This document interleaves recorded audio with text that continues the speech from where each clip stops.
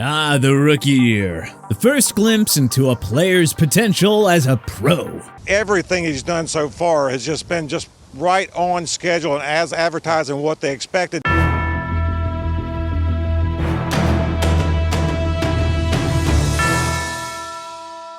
Only so many players can actually succeed at the NFL level. Let us dive into 5 NFL rookies who will flourish in 2023 and 5 who are gonna struggle aplenty. And hey, a big shout out to Michael Reddy7518 for suggesting this video. Flourish, Bryce Young. The Carolina Panthers gave up a king's ransom to the Chicago Bears so they could select the Alabama Crimson Tide signal caller first overall. Quite frankly, why shouldn't Young flourish as a rookie in Frank Reich's offense? Sure, his 10 years as the Indianapolis Colts head coach ended on a sour note, but Reich is one of the top quarterback gurus of his generation. Young has all the tools to be an immediate star in Reich's offense. Taylor Moton and second-year product Ike Mekwonu form a strong duo on the offensive line for starters. Secondly, newcomers Adam Thielen and Miles Sanders should provide enough weaponry for Young. Former 1K receiver DJ Chark and rookie Jonathan Mingo out of Ole Miss should make their fair share of big plays too. And finally, Carolina doesn't exactly play in football's toughest division. Not to mention, they have the 6th easiest strength of schedule. With a bunch of easy opponents, Young should have no issue building up his confidence and racking up the numbers early. Everything is in place for Young to take off in year 1 as a professional.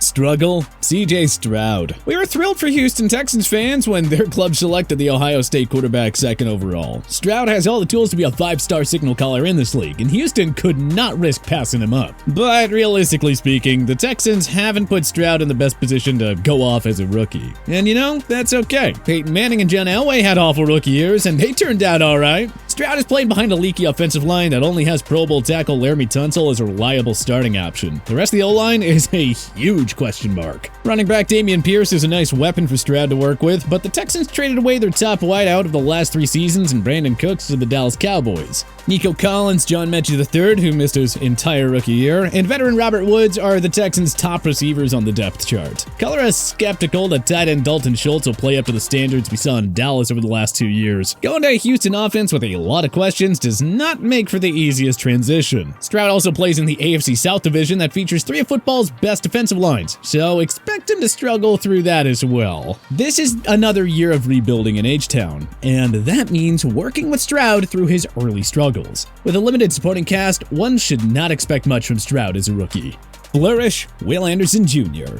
Taking CJ Stroud 2nd overall wasn't enough for the Texans in round 1. GM Nick Caserio also worked his magic to snag the number 3 pick from the Arizona Cardinals so that he could select Alabama edge rusher Will Anderson Jr. The hype on Anderson Jr. is extremely high, and for pretty good reason. Before Jalen Carter's stock took off late in 2022 and early in 2023, Anderson Jr. was widely considered as the frontrunner to go 1st overall in his class. Anderson Jr. is one of the best pass rush prospects of his generation. The Texans and their fans will quickly learn to realize that it was worth selling the farm to move up for Anderson Jr. in the number 3 spot. He's got the perfect combination of speed, quickness, agility, and strength. Playing in an AFC South with 3 leaky offensive lines should only help Anderson really pad his individual stats here. D'Amico Ryans was the perfect head coaching hire by the Texans. He maximized the talents of the many stud pass rushers he had in San Francisco, and Ryans will undoubtedly do the same with Anderson Jr. here in 2023.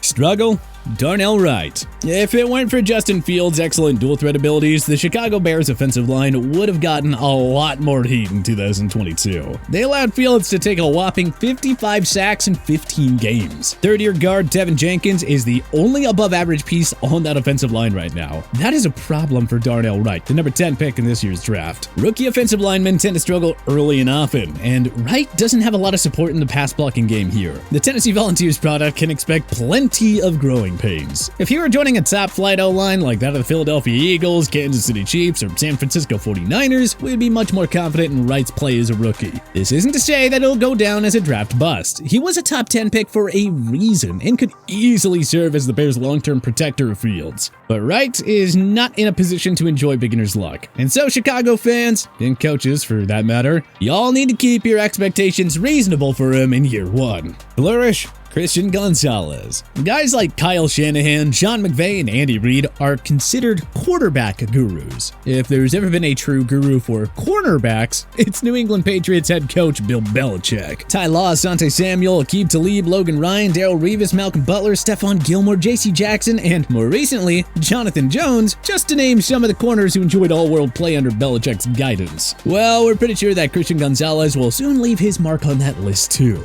Widely viewed as a top 10 prospect, the Oregon corner somehow fell to New England at the 17th spot. Not only will he be a useful starter, but we wouldn't be too shocked if Gonzalez had a Sauce Gardner-like rookie year for the Patriots. He has the ideal combination of size at 6'2", 201 pounds, the football IQ, and the ball hawking skills to be an ace corner in this league. Gonzalez will also relish playing alongside Jonathan Jones and Kyle Duggar in one of the football's best secondaries. Sometimes a player and a coach are just the perfect fit. This is going to be Gonzalez and Belichick. We're expecting big things from him as a rookie.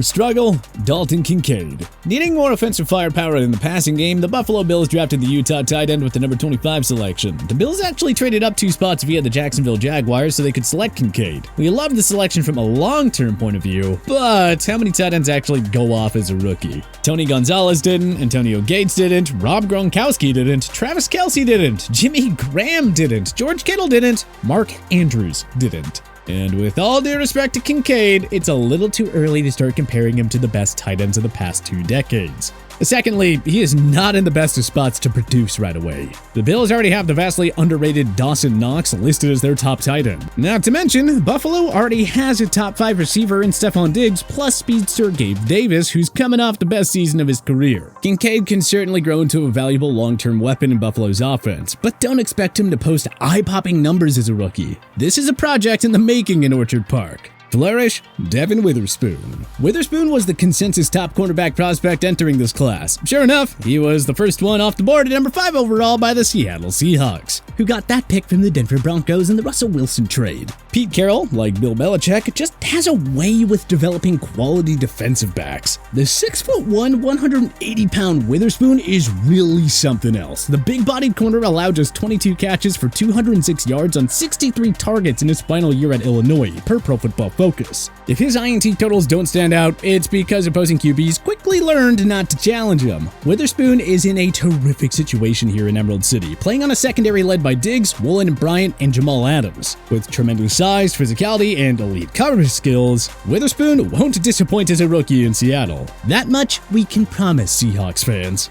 Struggle, Jackson Smith and Jigba. Make no mistake, we absolutely loved the Seattle Seahawks' decision to take Smith-Njigba with the number 20 selection. He was the most complete wide receiver prospect in this class, and you can never have too many weapons in today's pass-happy NFL. But it's also a little unfair to hold too high of expectations for Smith-Njigba entering his rookie year. That's simply because the Seahawks already have one of the game's top 5 wide receiver duos in DK Metcalf and Tyler Lockett, 2 guys who are good for over 1K receiving apiece per season when healthy. Secondly, the Seahawks have a rising superstar running back in Kenneth Walker III. He had 1,050 rushing yards and 9 rushing TDs in 15 games last season. Well, now expect bigger things in 2023. Smith-Njigba is essentially the number 4 guy for Geno Smith in the offense. Metcalf and Lockett will continue to be Smith's go-to pass catchers, and Walker is going to enjoy an increased workload after a superb rookie year. Look, you add it all up, and Smith-Njigba is highly unlikely to light the lamp as a rookie. Let's wait for 2024, or perhaps even later, for the ex-Buckeye to go off at the NFL level. Flourish,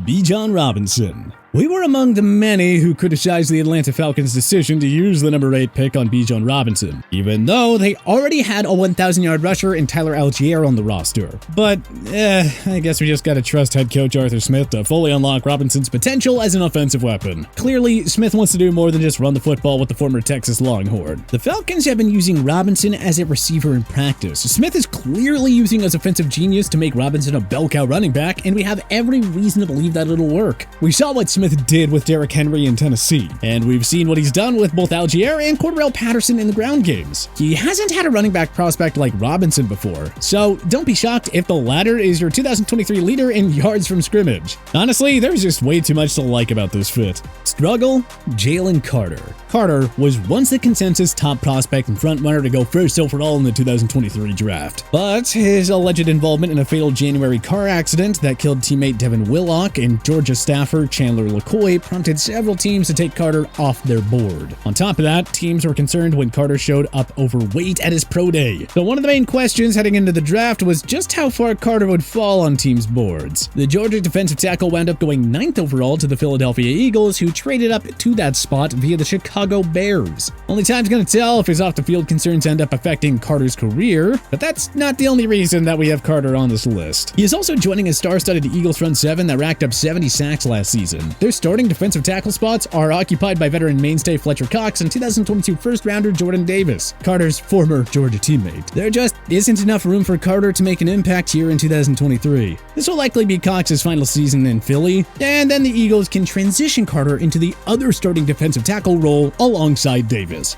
But which other NFL rookies will shine or fail in 2023? Let us know in the comment section below. If you like this video and learned a thing or two, clicking the like button helps out a ton. And hey, we appreciate it. If this is your first time coming around to TPS though, subscribing is a great idea because we put out videos like this every single day. But as always, thanks for watching and we'll see you guys next time.